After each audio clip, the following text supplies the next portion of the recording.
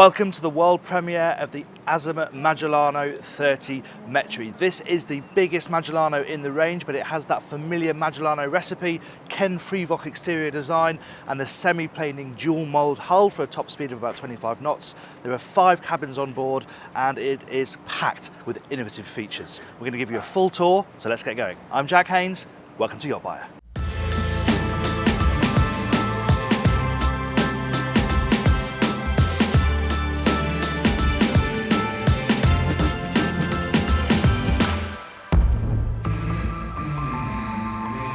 And if you want to see more tours of yachts like this 100 for Azimut, make sure you subscribe to the channel, hit subscribe and that bell icon, and you'll be notified every time we set one live.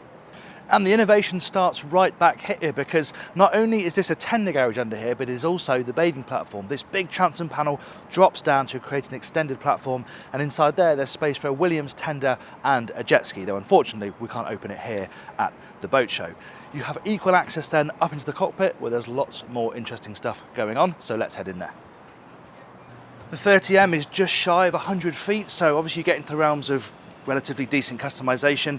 As you can see, this particular boat is spec'd here with lounging space here in the cockpit. There's no dining table. All the dining is to be done upstairs on the flybridge, we'll look at a moment, but this is a really nice space just to sit, relax, have a drink in the shade overlooking the water. And there is also an automatic shade that comes down from here for a bit of shade, but also for privacy if you're moored stern to. There's a staircase here which links these two decks, and that's neatly integrated. Really nice bit of architecture this, very nice to look at and also very functional. And talking of that, I love this Magellano detail. This is throughout the range, but it works really well here with these floating slats. Looks great from the outside, and it's nice protection on board as well. Symmetrical decks too, so there's equal access up both sides. And let's head to the foredeck now.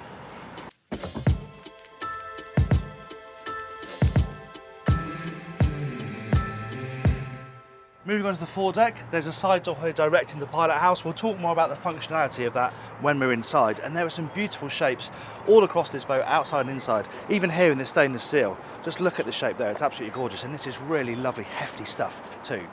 And then we arrive at the wing stations. They're on both sides, and that means that when the skipper is doing slow speed manoeuvring, they can just pop one of these open, whichever side they are. They've got throttles, thrusters, engine dials as well, but in a really good position, looking forward, looking aft, and down the side of the boat when they're manoeuvring alongside. When you're not using it, just pops away like that. And it's a very interesting foredeck arrangement here. This boat's got the lovely addition of the hot tub, but they're, again, interesting shapes. Nothing's that uniform. It's full of surprises all over the place. You've got a nice sway of the sunbathing space, and this sofa here as well. And through these 6 poles that slot into the deck in this canvas, you can provide some shade up here. Twin anchors and lovely big deck gear as well. Very large anchor locker down here too. It's all really substantial stuff. Now, unlike something like the Princess X95, you can't connect directly to the aft deck. You have to do that from inside the boat. So let's head inside and have a look at the interior now.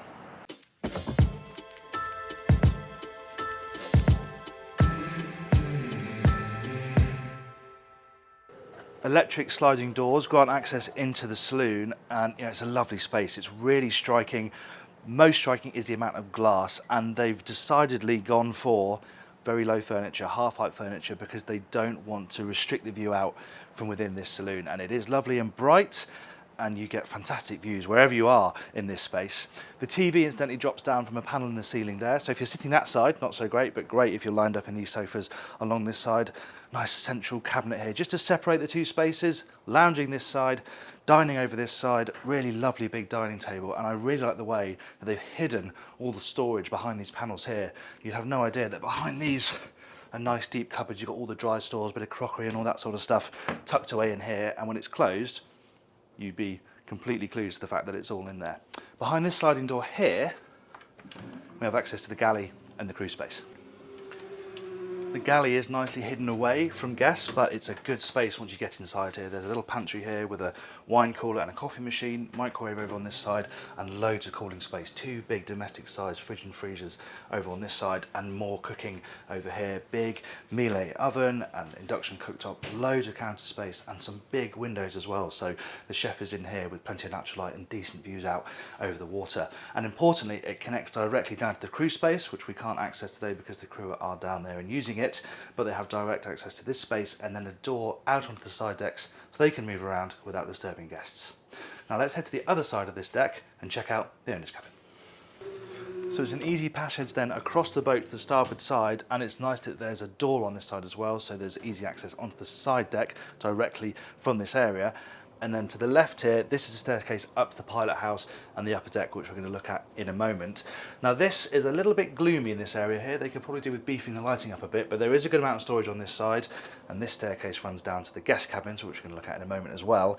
And this is the day head, well positioned on the main deck, meaning the guests don't have to go downstairs to use the toilet during the day. But then right forward here on the main deck is the owner's suite, and it is quite something. I really like this passageway here. It's quite a grand entrance with all this marble up here and the round portholes. Huge amounts of storage, all hidden like in there as well. You wouldn't know it, but there's lots of storage here. There's even a little fridge down there, so you can have some drinks in your cabin, and hanging space over on this side. But would you just look at this space? It is full of interesting design, as we've seen throughout. I really like this area here, this floating bureau, and there are little pop-up sections here. You can store makeup and things like that. And this mirror is a beautiful addition. It rotates like that. Again, it looks like it's floating, and behind it is just a wonderful view outside these huge windows. And talking of the huge windows, you get a better appreciation, I think, looking out over this side. They are so striking from the outside, and this is where you really see the benefit. The owner gets these fabulous views out over the water, and there is yet more hidden storage. These little cupboards here up on this bulkhead pop open to reveal some storage space, and I really like the side tables too. The top slide, and they reveal not only storage space, but you've got plugs down there for charging and repeaters for all of the lights in this area, so you control the lighting from your bed. And talking of controls, there's a remote control for the blinds as well. They're electric, hit a button, down they go, and you've got privacy and shade. Nice big bed, as you'd imagine, totally flat floor, and oh well, just look at the space above my head. It's a lovely, lovely cabin, and it has a very, very nicely appointed ensuite, twin sinks with a separate toilet and shower cubicle. It is lovely. Let's head downstairs now and have a look at those guest cabins.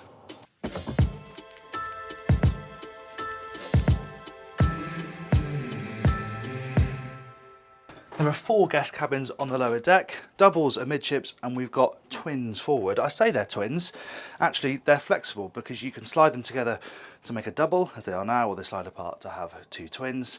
Good space in here. You've got TV mounted up on the wall, they've got a hanging wardrobe over there, and of course they've got a separate bathroom. And it's nice having this sliding berth arrangement. It makes it very good for charter, very flexible depending on how many guests you've got on board and who they are. That does help when you've got a boat full of people. Now, moving amidships, we get to the VIP stateroom, and this is a really lovely space. It has that sort of Art Deco, Great Gatsby vibe, almost like a 50s ocean liner. It is really lovely, nice touch points everywhere. I like the inclusion of the bureau down there, this huge slice of hull window. The lobbies are a little bit dark, no issue with natural light here in the cabins, or space for that matter. Lots of storage behind me here, big TV mounted over on the bulkhead, and of course a separate bathroom.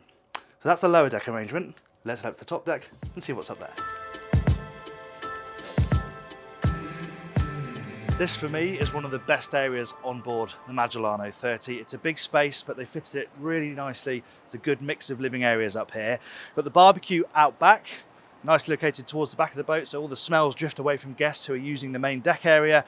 And these are great, aren't they? These lovely big sun cushions look very inviting, very comfortable, and you've got the option of some shade overhead if you want it. This bar area is a real feature. The finish is great, it's substantial, you've got your cooling space and storage underneath, a sink here, but it's a really lovely spot for guests to just draw up, have a drink up here, look out over the water. Very, very nice indeed. And I mentioned there is no outdoor dining space downstairs. Well, you don't need it because you've got this wonderful 12-person dining table up here. Underneath the protection of the hardtops, you're having lunch in the day. It's perfectly shady. It's a nice big grand space to enjoy your lunch.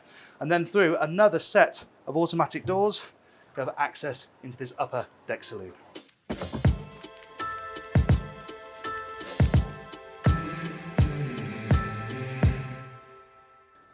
And this is a really nice, intimate space. You can imagine once you finish having dinner out there, you might come in here with a drink, sit down, relax. There's another TV that pops out the ceiling like it does downstairs.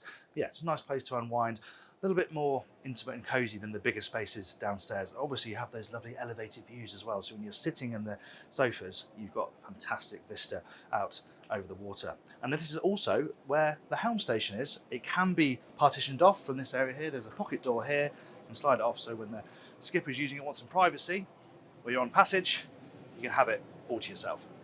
One of the unique aspects of the design of this boat is that the top deck isn't connected all the way along. If you want to go aft, you have to go down and up again using the side decks on the main deck, or you can use this side door here to come through the saloon and out to the aft deck. Obviously not great if you've just been in the hot tub, but not having the side decks up here is what gives the boat that lovely narrow profile, so it's a bit of a payoff. What about the dashboard? Well, you can see it's dominated by these triple Simrad MFDs, full digital switching as you'd imagine, so all the boat systems can be controlled through these screens, and you've got navigation, radar, everything can be flung up onto these depending on what you're doing. And this is a shaft drive boat, so we've got the throttles here, but it also has the option of the joystick, so you can twist and push, and using the thrusters and the engines, the boat will move in the desired direction.